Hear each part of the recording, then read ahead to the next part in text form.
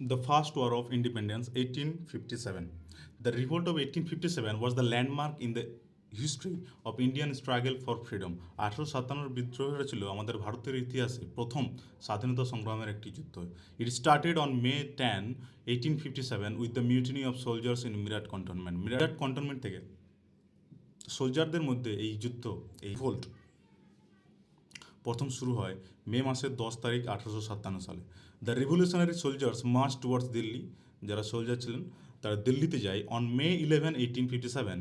11 তারিখ মাসের 1857 সালে। Delhi was a mute witness to a band of sepoys who crossed the river Yamuna and enter the red fort.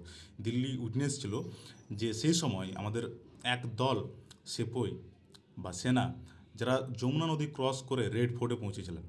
They appeal to the aged Mughal emperor Bahadur Shah. তারা বাহাদুর শাহ যে Mughal emperor ছিল বাহাদুর শাহকে appeal করে তাকে যুদ্ধে গ্রহণ করতে, তাকে অ্যাপিল করে an emperor without Annie authority, যার কোনো অথরিটি ছিল না, এমন একজন রাজা যাকে যুদ্ধে অংশগ্রহণ করতে অ্যাপিল করেন to take over the leadership of the revolt. এই রিভোল্টের, এই আন্দোলনের লিডারশিপ গ্রহণ করার জন্য তাকে শাহেনশাহ-ই হিন্দুস্তান, শাহেনশাহ-ই হিন্দুস্তান বলা হতো। The sepoys capture the city of Delhi, killed many Englishman and ransacked many public officers. অনেক অফিসারদের, অনেক ইংলিশম্যানদের আমাদের যারা সেপই সেনা ছিল তারা মেরে ফেলে এবং বিভিন্ন তাদের যে অফিসের, ফ্যাক্টরি, কোম্পানি সব কিছু ভাঙচুর করে দেয়। Though the revolt was started by the Indian soldiers in the service of the East India company, it soon spread to different parts of the country. যদিও এই রিভোল্টটা ইন্ডিয়ান সোলজারের দ্বারা শুরু হয় প্রথম, তবুও পরে বিভিন্ন জায়গাতে কিন্তু এই আন্দোলনটা ছড়িয়ে যায়। Different sections of the society like peasants, artisans, soldiers, educated Indians and many Indian rulers joined hands to fight heroically against the foreign rule. Foreign রুলের হাত থেকে রক্ষা পাওয়ার জন্য, তাদেরকে বিনাশ করার জন্য ভারতের বিভিন্ন সোসাইটি থেকে মানুষ, চাষিরা, বিভিন্ন আর্টিসানস, সোলজার, এডুকেটেড ইন্ডিয়ান, সমস্ত মানুষ একসাথে এই রিভোল্টে ঝাঁপিয়ে পড়ে। Hindus and Muslims also came together two oppose the foreign domination. বিদেশের এই মানুষদের হাত থেকে রক্ষা পাওয়ার জন্য, তাদের থেকে ফ্রিডম পাওয়ার জন্য, স্বাধীনতা পাওয়ার জন্য হিন্দু মুসলিমও একত্রিত হয়েছিল এবং তারাও এই বিরুদ্ধের অপোজ করেছিল, বিরোধ করেছিল। The event was also called the Uprising, the Revolt of 1857 or the Sepoy Mutiny by the British. ব্রিটিশরা এই রিভোল্টটাকে 1857 রিভোল্ট বা সেপয় মিউটনি অথবা যুদ্ধ বলে, সেনা বিদ্রোহ বলে তারা ঘোষণা করেন। But Indian historians calls it the first war of independence. কিন্তু ভারতের যারা ঐতিহাসিক তারা এটাকে বলেছিল প্রথম স্বাধীনতার যুদ্ধ। As it was the first time that different sections of Indian society united and fought as one nation to throw off the shackles of foreign domination. কারণ এই সময় ভারতের সমস্ত মানুষ বিভিন্ন কোণা থেকে সবাই একত্রিত হয়েছিল এই বিদেশি শক্তিকে আমাদের ভারত থেকে দমন করার জন্য, তাদেরকে তাড়ানোর জন্য। Ever since the British had set foot on Indian soil, যখন থেকেই এই ব্রিটিশরা আমাদের ইন্ডিয়ার মাটিতে পা রেখেছিল, the nation was losing it's wealth and independence. আস্তে আস্তে ধীরে ধীরে আমাদের ভারতবর্ষের যে স্বাধীনতা, ইন্ডিপেন্ডেন্স অ্যান্ড ওয়েলথ, সম্পদ সব কিছুই হারাতে থাকে। The aim of the British was to exploit the resources of the country. ব্রিটিশদের এম ছিল আমাদের ভারতের যে রিসোর্স সেই সব কিছু তাদের দেশে পৌঁছানো, ভারতের ইকোনমি ধ্বংস করা। ফ্রম 1757, 1757 সাল থেকে দে own almost every battle against the Indian rulers who kept on expanding the area under their control. আমাদের ভারতের যত রাজা ছিল সবার থেকে যুদ্ধ করে অলমোস্ট তারা সমস্ত যুদ্ধেই জিতে যায় ব্রিটিশরা। They sent Indian wealth back home to England. তারা আমাদের ভারতের সমস্ত সম্পদ তাদের ইংল্যান্ডে, তাদের হোম, তারা ইন্ডিয়া থেকে নিয়ে যায়। This angered the Indians. Finally hundreds year letter in 1857 the number of Indians রিভোল্টেড against the exploitation. তারপরে ভারতের মানুষ ধীরে ধীরে এটার উপর একটা তাদের মধ্যে বিক্ষোভ শুরু হয় এবং 100 বছর পর 1757 পর থেকে, পলাশির যুদ্ধের পর থেকে ঠিক 1857 সালে সমস্ত মানুষ একসাথে একত্রিত হয়ে এই রিভোল্ট শুরু করে। কজেস অফ দ্য রিভোল্ট, এই রিভোল্টের কারণ কি, এই অভ্যুত্থানের কারণ কি? প্রথমত পলিটিক্যাল কজ মানে হচ্ছে আমাদের রাজনৈতিক কারণ কী ছিল? The revolt was the outcome of the widespread resentment that had been boiling against the British for a long time. আর এই রিভোল্টটা ছিল একটা ব্রিটিশদের আউটকাম, যেটা তাদের মধ্যে অনেক সময় ধরে মনের মধ্যে ছিল আর কি। The Indian sepoys were dissatisfied with the treatment meted out of them. আমাদের ইন্ডিয়ান যারা সেপই ছিল, সেনা ছিল, তাদের মধ্যে কী ছিল না, ব্রিটিশ সেনাদের মধ্যে এবং ইন্ডিয়ান সেনাদের মধ্যে একটা ডিসক্রিমিনেশন তারা চালু করে রেখেছিল। তাদের বড় বড় পোস্ট ছিল তাদের জন্য, ইন্ডিয়ার জন্য কোনো পোস্ট ছিল না, যার জন্য তাদের সাথে একটা আহ, মানে তারা তাদের প্রতি একটা ডিসস্যাটিসফাইড ছিল, কারণ তাদের সাথে যে ট্রিটমেন্ট করা হতো সেটা মোটেই ভালো ছিল না আমাদের ইন্ডিয়ান সেপোদের সাথে। দ্য ইন্ডিয়ান রুলার্স যেমন বাহাদুর শাহজাফা, তাঁতিয়া টোপে গোয়ালিয়রের, হ্যাঁ, রানী লক্ষ্মীবাই ঝাঁসির এবং রানা সাহেব কানপুরের had personal scores to settle with the British. ব্রিটিশদের সাথে এই রিভোল্টে তাদের আলাদা আলাদা সবারই কিন্তু পার্সোনাল কারণ ছিল। They led the revolt in their respective territories. তারা যুদ্ধটা করেছিল কী জন্য? তাদের নিজেদের টেরিটরির জন্য, নিজের টেরিটরি যাতে পাওয়ারে আসে নিজেদের জন্য, তারা নিজেরা এই যুদ্ধে অনেকেই অংশগ্রহণ করেছিল। The common people of Delhi, Lucknow, and Gwalior and other places had no narrow ambitions of power of money. They wanted to end the foreign exploitation. কিন্তু বাকি যারা দিল্লি, লখনৌ, গোয়ালিয়রের যারা কমন পিপল ছিল, মানুষ ছিল, কমন মানুষ ছিল, সাধারণ মানুষ যারা ছিল, তাদের একমাত্র টার্গেট ছিল যে এই ফরেন এক্সপ্লয়টেশন, যারা ওখান থেকে এসে ব্রিটিশরা আমাদের ইন্ডিয়ার যে ইকোনমি ধ্বংস করছে, এখান থেকে সব কিছু লুট করে তাদের দেশে নিয়ে যাচ্ছে, তো তাদেরকে তাড়ানোটা তাদের মেন টার্গেট ছিল। এরপর দেখো,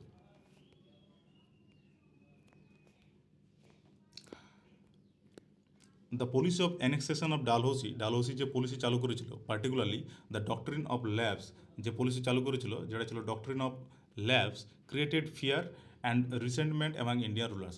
মানুষের মধ্যে কিন্তু, এবং মানুষের যারা রুলার ছিল, ইন্ডিয়ান যারা রুলার ছিল, তাদের মধ্যেও কিন্তু একটা ভয় তৈরি হয়েছিল। কারণ এতে কী ছিল, যে যাদের ইন ফিউচার কোনো বংশধর থাকবে না, তাদের সমস্ত সম্পত্তি ব্রিটিশদের হাতে চলে যাবে। এটা ছিল doctrine of lapse. They were not allowed to adopt heir to the throne. এবং তাদের যাদের নিজেদের ছেলে মেয়ে বা হায়ার থাকবে না, তারা অন্য কোনো ছেলে মেয়েকে অ্যাডপ্টও করতে পারবে না তাদের পরবর্তী সিংহাসনে বসার জন্য, তাদের সাম্রাজ্য চালানোর জন্য। এরকম একটা পলিসি ছিল। This policy ensure that those kingdoms, হ্যাঁ, where the kings did not have natural heir, যাদের নিজেদের কোনো ন্যাচারাল হায়ার নেই বা নিজেদের কোনো ছেলে মেয়ে নেই, would be taken over by British after the demise of the king. তারপর রাজার মারা যাওয়ার পর তাদের সমস্ত সম্পত্তি ব্রিটিশরা তাদের মানে দখলে করে নেবে। এটা ছিল আমাদের ডক্টরিন of labs. It is believe that if the British would not snap the compensation that kings were paid earlier in return of share in government, the kings would not have joined the revolt. এটা ছিল যে গভর্নমেন্টের রিটার্নে যদি king তাদের compensation pay না করে, তাহলে তাদেরকে কোনো রিভোল্টে জড়াতে দেবে না। এরকম একটা নিয়ম ছিল আমাদের ডক্টরিন অফ ল্যাবসের মধ্যে। The British signed many treaties with the kings and nawabs but violated them. ব্রিটিশরা আমাদের ভারতের যারা কিং ছিল, নবাব ছিল, তাদের সাথে অনেক ট্রিটি করে এবং তাদেরকে ভায়োলেটেড করে। মানে কি, তার পরিবর্তে হয়তো যারা আমাদের ইন্ডিয়ান যে ডিমান্ড ছিল, সেটা তারা তাদের ডিমান্ড অনুযায়ী দিতে পারেনি বা দেয়নি ইচ্ছে করে। As per their convenience on such treaty signed with Awadh, একটা ট্রিটি যেমন সাইন করা হয়েছিল আওয়াদের সাথে, আওয়াদ মিনস ইপি, যেটা ছিল সাবসিডিয়ারি অ্যালায়েন্স, যেটা হয়েছিল 1801 সালে। দ্য নবাব ওয়াজিদ আলী শাহ এর সাথে হয়, এটা নামটা মনে রাখবে, ওয়াজিদ আলী শাহ এর সাথে হয় আবাদের যে treaty subsidiary alliance, was compelled to accept the permanent British army within the territory and to pay a subsidy for its maintenance. He could not recruit any other European in his service without prior approval. He had to station a resident in his court, which reduced the power of Nawab, যেটা সাহায্যে আমাদের যে ভারতের রাজা যারা ছিলেন তাদের আস্তে আস্তে পাওয়ারটা কমে যায়। গ্র্যাজুয়ালি, ধীরে ধীরে the Indians lost all trust in the British. আস্তে আস্তে আমাদের ভারতের মানুষের ভারত সরকার ব্রিটিশদের প্রতি যে একটা ট্রাস্ট ছিল, একটা বিশ্বাস ছিল, সেটা আস্তে আস্তে হারাতে শুরু করে।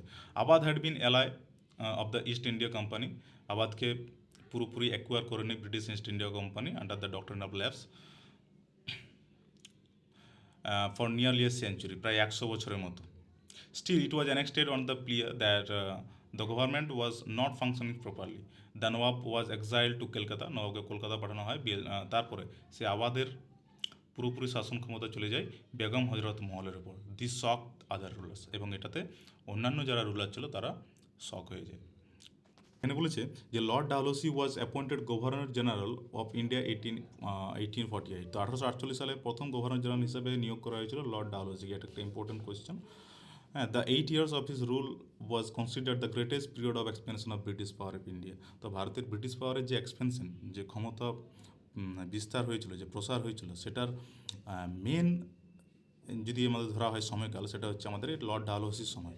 যে 8 বছর তার এজ এ গভর্নর জেনারেল তিনি ছিলেন, সেই সময় ব্রিটিশ এক্সপেনশন সব থেকে বেশি হয় ইন্ডিয়াতে। এরপর হচ্ছে এটা আমরা তখন পড়লাম পলিটিক্যাল কজ, এবার হচ্ছে ইকোনমিক কজ, ভারতের যে অর্থনৈতিক কারণ। The policy of economic exploration and the destruction of traditional India economic structure by the British caused widespread resentment among Indians, ভারতের মানুষের মধ্যে একটা সুপ্রসার হয়। Economic cause, the zamindari system exploited the peasants who were forced to grow only those crops that the British industries required. যে zamindari system চালু করেছিল Lord Cornwallis, যেটা সাহায্যে আমাদের ভারতের যারা প্রেজেন্ট ছিল তারা তাদেরকে ফোর্স করা হতো সেই সমস্ত চাষবাস করার জন্য যেগুলোতে ব্রিটিশরা ইম্পোর্ট বা এক্সপোর্ট করে ভালো টাকা মুনাফা করতো এবং নিজেদের কান্ট্রিতে নিয়ে যেত। যেমন কয়েকটা, যেমন ধরো আফিম চাষ, হ্যাঁ, আফিম চাষ এ কাইন্ড অফ ড্রাগস, নীল চাষ, হ্যাঁ, এগুলো। They were tortured or jailed or failure to pay revenue in time, যদি তারা তাদের রেভিনিউ বা জমির রাজস্ব বা ট্যাক্স যদি না দিতে পারতো তাহলে তাদেরকে টর্চার করা হতো, জেলে নিয়ে যাওয়া হতো। এরকমভাবে তাদেরকে শোষণ পীড়ন করে ফোর্সফুলি চাষগুলো করতে বাধ্য করতো, যার ফলে আমাদের ইকোনমিক যে সিস্টেম সেটা অনেকটাই ক্ষতিগ্রস্ত হয়, একদমই এটা খারাপের মুখে চলে যায়।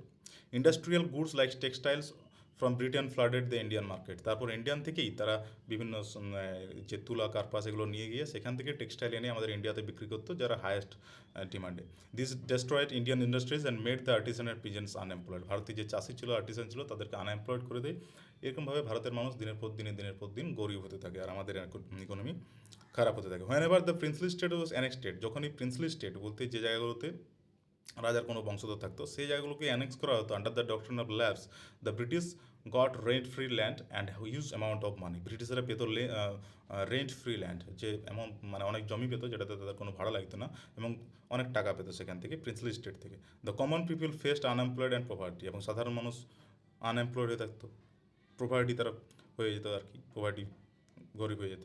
হয় আবাদ ওয়াজ অকুপায়েড, যখন আবাদকে ক্যাপচার করা হয় ব্রিটিশের দ্বারা, নবাবস অফিসিয়ালস ওয়ার ডিসমিস, যারা নবাব ছিল আবাদের বা অফিসার যারা ছিল তাদেরকে সেখান থেকে তাড়িয়ে দেওয়া হয় এবং তাদের আর্মিকে ডিসব্যান্ড করা হয়। অ্যাবাউট প্রায় 60,000 professional soldiers lost their livelihood, 60,000-এর উপর যে সোলজার ছিল তাদের নিজেদের স্থানচ্যুত হয়, তারা বিভিন্ন জায়গাতে মানে জায়গা ছেড়ে চলে যায়, পালিয়ে বেড়ায়। সোশ্যাল অ্যান্ড রিলিজিয়াস কজ, এবার সোশ্যাল কারণ কী ছিল আমাদের সামাজিক এবং ধার্মিক কারণ, সেটা ছিল দ্য সোশ্যাল রিফর্মার, যারা আমাদের ভারতের সোশ্যাল রিফর্মার ছিল। By the British were considered an interference in the customs and tradition, ভারতের ট্রেডিশন হিন্দুদের মধ্যে তারা ইন্টারফেয়ার করতো, এরকম ব্রিটিশরা ভাবতো। Many Indians oppose the introduction of western education and the conversion of Indians to Christianity, অনেক ইন্ডিয়ান্স এটাকে অপোজ করে, বিরুদ্ধ করে, যে ওয়েস্টার্ন এডুকেশন বলতে যেটা ইউরোপিয়ান এডুকেশন, ইংলিশ অ্যান্ড তাদের যে ধর্ম ক্রিশ্চানিটি, যেটা তারা চেয়েছিল যে ইন্ডিয়াতে প্রচার করব এবং ইন্ডিয়ার মানুষকে ক্রিশ্চানিটি বদলে তারা পুরোপুরি মুনাফা নিয়ে যাবে ইন্ডিয়া থেকে, যেটা তারা ভেবেছিল, সেটাকে অনেক ইন্ডিয়ান অপোজ করেছিল। The Hindu law of property was change to enable a Christian convert to receive his share of ancestral property, আমাদের যে হিন্দু যে ল ছিল প্রপার্টির উপর সেটাকে চেঞ্জ করে দেওয়া হয়েছিল এবং এনাবেল করেছিল যে Christian convert to receive his share ancestral property, মানে যাদের অ্যানসেস্ট্রাল প্রপার্টি ছিল, পূর্বজের যে প্রপার্টি ছিল, সেটা যারা ক্রিশ্চান হবে তারাই একমাত্র তাদের নিজেদের নামে কনভার্ট করতে পারবে। এরকম ধরনের নিয়মকানুন তারা চালিয়েছিল ইন্ডিয়াতে, যাতে করে ইন্ডিয়ান মানুষ ক্রিশ্চানিটিতে বদলে যায়। The speed of railway created further fear among the poor and illiterate sections of the society that they need lose their caste, এবং রেলওয়ে চালু হওয়ার পরে একটা কাস্টেরও তাদের মধ্যে একটা প্রবলেম আছে। একটা রিউমার তখন ছড়ায়, সেই রিউমারটা কী ছিল? সেই রিউমারটা ছিল যে হোল ইন্ডিয়ান পপুলেশন, পুরো ভারতের মানুষ তাদের কাস্ট হারাবে।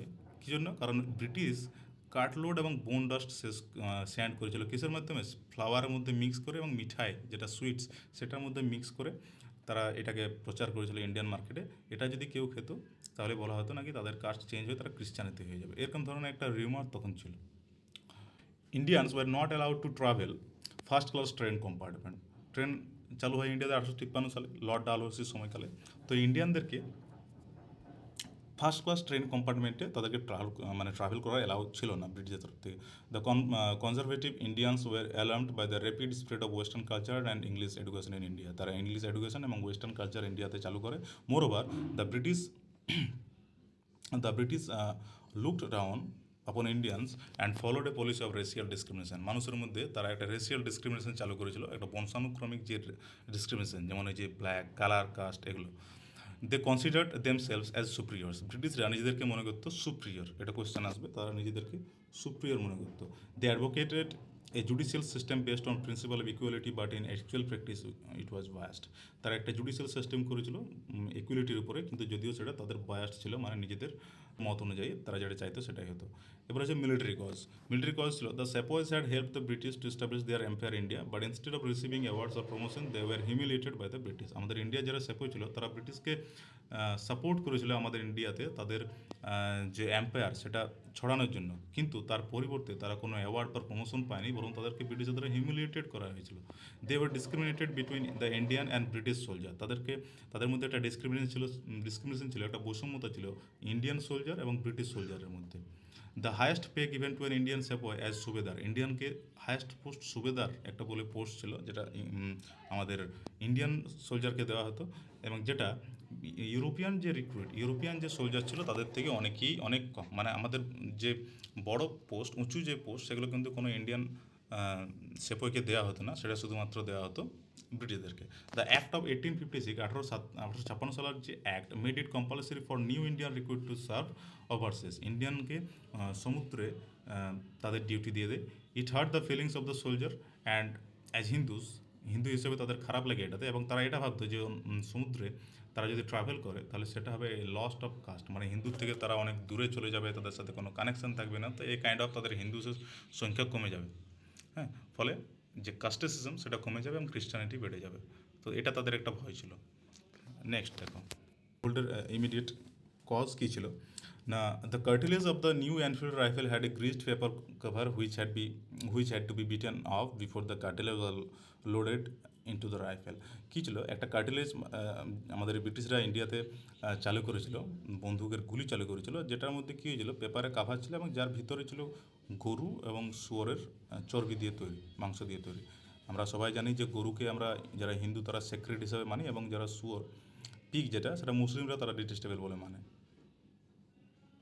তাই হিন্দু এবং মুসলিমের মধ্যে যে ইউনিটি সেটাকে শেষ করার জন্য, তাদেরকে আলাদা করার জন্য ব্রিটিশরা সেটা করেছিল। কিন্তু ইট ওয়াজ সেড, এটা বলা হয়তো that the Greece compost of beef and pig fat. Beef মানে গরুর মাংস এবং পিগ ফ্যাট মানে শুয়োর, হ্যাঁ, যেটা পর্ক বলা হয়। Both the Hindus and Muslim refuse to use them. Hindu Muslim সবাই এটাকে রিফিউজ করে ইউজ করার জন্য, কারণ তাদেরকে মুখে পেপারটা ছিঁড়ে তারপরে সেটাকে আমাদের রাইফেলে ইউজ করতে পারতো তারা।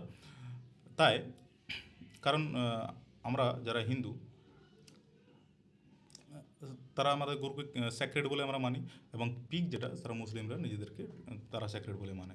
অন মার্চ 29, 1857, 29 তারিখ মার্চের 1857 সাল, ব্যারাকপুরে, কলকাতার যে ব্যারাকপুর যেটা আগে ছিল ক্যালকাটা, সেখানকার ব্যারাকপুরে মঙ্গল পাণ্ডে বলে একজন ছিল, যে ছিল আমাদের একজন বেঙ্গল রেজিমেন্টের একজন সিপাহী, refuse to use the greased cartridge and shot down his sergeant. তার যে সার্জেন্ট ছিল, যে ক্যাপ্টেন ছিল, তাকে শ্যুট করে দেয়, গুলি করে দেয়, এবং সেটাকে রিফিউজ করে দেয় এই কার্টিলেজটাকে মানে ইউজ করা। হি ওয়াজ অ্যারেস্টেড, তারপর তাকে অ্যারেস্ট করে দেয় এবং এক্সিকিউটেড করা হয় আর্মির থেকে। তারপরে যখনই এই নিউজটা চারিদিকে ছড়ায়, সমস্ত সোলজার এই রিভোল্ট শুরু করে। তো প্রথমে এই 1857-এর যে রিভোল্ট, ফার্স্ট ওয়ার অফ ইন্ডিপেন্ডেন্সের যে রিভোল্ট, এটা প্রথম এই আমাদের সেনাবাহিনী যে ইন্ডিয়ার আছে, যে ইন্ডিয়ান সেপই আছে, যে সেনা আছে, তারাই প্রথম শুরু করে। তারপর আস্তে আস্তে পুরো ইন্ডিয়াতে ছড়ায়, এবং বিভিন্ন কোণা থেকে, ইন্ডিয়ার বিভিন্ন কোণা থেকে যারা চাষি, মিডল ক্লাস মানুষ, সমস্ত মানুষ এই অংশে যোগদান করে। তারপর দেখো ভারতের এইটা ছিল সেই জায়গায়, এটা হচ্ছে কলকাতার ব্যারাকপুর, যেখান থেকে এটা শুরু হয়। তারপরে সেটা আমাদের ইউপির বিভিন্ন জায়গা থেকে, এখান থেকে শুরু হয় মিরাট থেকে, তারপর সেটা দিল্লিতে যায় 11 তারিখ, এবং শুরু হয় 10 তারিখ, 10 মে এটা শুরু হয়। তো এই ছিল কয়েকটা প্লেস, কিন্তু মনে রাখবে এটাতে নর্দার্ন এই পার্ট এবং এই সাউদার্ন পার্ট এতে অংশগ্রহণ করেনি, যার জন্য এটা আমাদের ফেলও হয়েছিল। এবার দেখো কোর্স অফ দ্য রিভোল্ট, এই রিভোল্টের সময়কাল। The sepoys broke out into an open revolt at Meerut in April 1857। তো মিরাটের এপ্রিল মাসের 1857 সালে আমাদের ইন্ডিয়ান যে সেপই ছিল, সেনা ছিল, তারা পুরোপুরি এই রিভোল্ট শুরু করে। They refuse to touch the greased cartridge, তারা প্রত্যাখ্যান করে দেয় সেই গ্রিস্ড কার্টিলেজ, চর্বি দিয়ে যে গুলি তৈরি হয় সেটাকে ইউজ করা বন্ধ করে দেয়। They were court martial and sentenced of 10 years imprisonment, তাদেরকে 10 বছরের শাস্তি দেওয়া হয় জেলে। The regiments in Meerut revolt on May, যেটা শুরু হয় মে মাসের 10 তারিখে 1857 সালে, এবং তারপরে they broke open the prison, তারা প্রিজন ভেঙে সেখান থেকে যে সোলজারকে ইমপ্রিজন করা হয়েছিল, জেলে বন্দি করা হয়েছিল, তাদেরকে সেখান থেকে বার করে। They march to Delhi on May 11, তারপর মে মাসে 11 মাসে তারা দিল্লি যায় এই রিভোল্টটাকে নিয়ে। কার কাছে? বাহাদুর শাহ জাফরের কাছে যায় এবং তাকে বলে যে আপনি এই যুদ্ধে লিড করুন। দেখো এখানে কি বলেছে, কানওয়ার সিং বলে একজন যে আছে, যে ছিল একজন ল্যান্ডলর্ড, তার বয়স হলো 80 year. Jagdishpur was the most outstanding military leader, যে মিলিটারি লিডার ছিল ওয়েস্টার্ন বিহারের একজন মিলিটারি লিডার ছিল। এই 80 বছর বয়সে সে আমাদের এই রিভোল্টের যে মিলিটারি তাদেরকে লিড করেছিল। Next, the revolt then spread to other places, তারপর ভারতের বিভিন্ন জায়গাতে এই আন্দোলন আস্তে আস্তে ছড়িয়ে যায়। ইট ওয়াজ লেড বাই নানা সাহেব, যেটা নেতৃত্ব দিয়েছিল কানপুর থেকে নানা সাহেব, হ্যাঁ, এবং তার সমস্ত জেনারেল দিয়ে, মানে সিপাহী দিয়ে, তাতিয়া টোপে, হ্যাঁ, এবং বেগম হজরত মহল আবাদ থেকে, রানী লক্ষ্মীবাই ঝাঁসি থেকে, বিভিন্ন জায়গা থেকে এবং সেন্ট্রাল ইন্ডিয়া থেকে তারা সবাই আস্তে আস্তে এই ঝামেলাতে যোগদান করে। কিন্তু সবারই নিজেদের পার্সোনাল কারণ ছিল। The revolt also spread to Bareilly, Agra, Benaras এবং আদার প্লেসেস, বিভিন্ন জায়গাতে এই আন্দোলনটা ছড়ায়। কিন্তু মনে রাখবে এই আন্দোলনটা যারা শিখ লিডার পাঞ্জাব, নিজাম হায়দ্রাবাদের এবং ইন্ডিয়া গোয়ালিয়র, এরা কিন্তু এই আন্দোলনে যোগদান করেন, D not join the revolt. এবং মাদ্রাস এবং বোম্বাই, মাদ্রাস বোর্ডে যেটা আগে চেন্নাই এবং বোম্বে যেটা এখন মুম্বাই, এই জায়গার মানুষ কিন্তু, এই জায়গার আর কি সমস্ত যারা যেই ছিল সেখানে, তারা কিন্তু এই আন্দোলনে যোগদান করেনি। এবং যারা আফগান এবং গুর্খা ছিল, গুর্খা আর আফগান, তারা কিন্তু ব্রিটিশকে সাপোর্ট করেছিল। এটা হচ্ছে আমাদের এই যুদ্ধে হেরে যাওয়া বা রিভোল্ট শেষ হওয়ার একটা অন্যতম কারণ। The revolt was started by the sepoys, but the participation of the peasants and artisans gave the revolt its real strength. আর আমাদের এই রিভোল্টটা শুরু হয় সেপোয়দের হাত ধরে, কিন্তু পরে আস্তে আস্তে পিজেন্ট এবং আর্টিসান এই যুদ্ধে যখন যোগদান করে সেটা আরও শক্তিশালী হয়ে ওঠে। It reflected the Hindu Muslim unity, আমাদের হিন্দু মুসলিমের মধ্যে একটা ইউনিটি তৈরি হয়। Although the revolt was great event but it was effectively surprise the Britisher. এবং যে পরিমাণে এই রিভোল্টটা চালু হয় ইন্ডিয়াতে, যার ফলে ব্রিটিশের মধ্যে একটা প্রেসার তৈরি হয়। তারপরে দেখো, তো ব্রিটিশের উপর কী সাপ্রেশন হয় তৈরি হয়, দেখো ব্রিটিশ মিলিটারি অফিসার্স ফ্রিড দিল্লি, তারা দিল্লি ছেড়ে দেয়, দিল্লিকে মুক্ত করে দেয়, হ্যাঁ। এবং যেটা আমাদের একটা এই যুদ্ধের এই রিভোল্টের একটা সেন্টার ছিল, মেন সেন্টার, এটা ছেড়ে দেয়। The Kashmiri gate was blown up, hundreds of people were massacred. Bahadur Shah Zafar, যাকে যে মুঘল এম্পায়ার ছিল বাহাদুর শাহ জাফর, যাকে রাঙ্গুনে পাঠিয়ে দেওয়া হয়, এটা একটা ইম্পর্টেন্ট কোয়েশ্চেন এখান থেকে আসতে পারে। এবং তার ছেলে মেয়েদের ক্রুয়েলি শট ডাউন করে দেওয়া হয়, তাদেরকে গুলি মেরে তার পুরো ফ্যামিলিকে শেষ করে দেওয়া হয় এবং তাকে রাঙ্গুলে পাঠিয়ে দেওয়া হয়। The control of Delhi and imprisonment of Bahadur Shah Zafar, Delhi control করা এবং বাহাদুর শাহ জাফরকে ইমপ্রিজন করার ফলে যে British broke the backbone of the mutiny, আমাদের ভারতের যে মিউটিনি ছিল তার যে ব্যাকবোন সেটা পুরোপুরি নষ্ট করে দেয়, পুরোপুরি শেষ হয়ে যায়।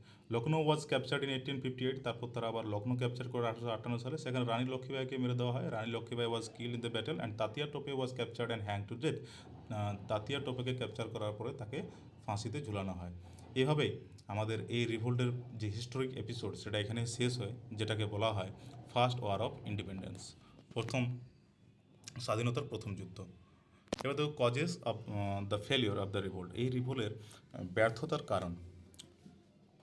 প্রথম কারণ হচ্ছে uprising had been plan for months, এই যে রিভোল্ট এটা করার জন্য অনেক সময় ধরে প্ল্যান চলছিল, but it broke out before the appointed date, যে ডেটে রিভোল্টটা করার সময় ছিল তার আগেই রিভোল্টটা শুরু হয়ে যায়, ব্রোক হয়ে যায়, চারদিকে শুরু হয়ে যায়। It did not go according to the plan as the revolutionaries failed to spread it beyond central India and Delhi. Revolutionaries যারা ছিল তারা চেয়েছিল পুরো সেন্ট্রাল ইন্ডিয়াতে এবং পুরো দিল্লিতে এই রিভোল্টটা ছড়ানোর, কিন্তু প্ল্যান অনুযায়ী এই রিভোল্টটা চলেনি। If the plan had gone as per the schedule, যদি প্ল্যান অনুযায়ী ঠিকঠাক চলতো, the revolt would have broken out in many parts of India simultaneously and it would have been very difficult for Lord Canning the governor general at that time to control the revolt. যদি plan অনুযায়ী এটা চলতো তাহলে তখনকার সময় যে আমাদের governor general ছিল লর্ড ক্যানিং, এটা মনে রাখবে খুবই ইম্পর্ট্যান্ট, যে 1857 বিদ্রোহের সময় আমাদের গভর্নর জেনারেল কে ছিল, সেটা ছিল লর্ড ক্যানিং। তো এই সময় যদি প্ল্যান অনুযায়ী এটা চলতো তাহলে এর উপর একটা ভালো প্রভাব পড়তো এবং হয়তো আমরা জিতে যেতাম, বাট সেটা হয়নি, কারণ যে অ্যাপয়েন্ট ডেট ছিল, যে ডেট থেকে শুরু করা ছিল, যেভাবে আমাদের রেভলিউশনারিজ যারা ছিল তারা যেভাবে প্ল্যান করেছিল সেই প্ল্যান অনুযায়ী চলেনি। তো এটা হচ্ছে ফেলিউর একটা কারণ। 2 number, there was no unity among the rebels. যারা আমাদের লিডার ছিল, যেমন তাতিয়া টোপে, নানা সাহেব, এরকম যারা ছিল, তাদের মধ্যে কোনো ইউনিটি ছিল না, কারণ তারা সবাই নিজেদের পার্সোনাল ম্যাটার অনুযায়ী তারা এই যুদ্ধে নেমেছিল। The ideas of nationalism had not yet developed. মানুষের মধ্যে ন্যাশনালিজম ছিল না, যে আমরা ওয়ান ইন্ডিয়া, ইউনিটি, এই সকল কিছু মানুষের মধ্যে ছিল না। There was no common ideology, and Sepoys of Bengal wanted to revive the glory of Mughal, while Nana Sahib and Tatia Tope tried to re-establish Maratha power, and Rani Lakshmibai fought for her lost kingdom. তাহলে সবার আলাদা আলাদা নিজেদের নিজেদের কারণ আছে। যারা সিপাহী ছিল তারা মুঘল সাম্রাজ্য বাঁচিয়ে রাখার জন্য এই আন্দোলন শুরু করেছিল। নানা সাহেব এবং তাতিয়া টোপে যারা ছিল, তারা মারাঠা এম্পায়ার রিস্টাবলিশ করার জন্য এই রিভোল্টে নেমেছিল। রানী লক্ষ্মীবাই তার নিজের কিংডম ফিরে পেতে আন্দোলনে নেমেছিল। তো সবার আলাদা আলাদা একটা আলাদা আলাদা ডেস্টিনেশন ছিল, আলাদা আলাদা টার্গেট ছিল এই যুদ্ধে যোগদান করার। নেক্সট,